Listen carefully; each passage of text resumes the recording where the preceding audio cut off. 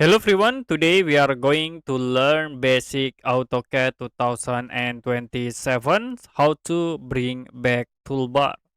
So if you want to show the toolbar, you can type minus toolbar, press enter, and I will tap like draw.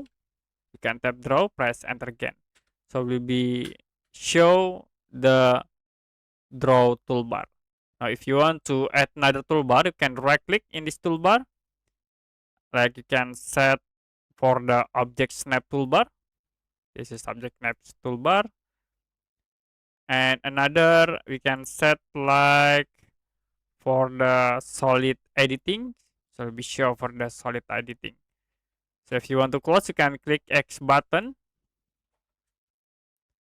Or to can show again, so you can press minus toolbar. And you can tap draw to show for the draw toolbar. And you can right click in the toolbar to show another toolbar again. Okay, that's it for basic AutoCAD 2027, how to bring back toolbar.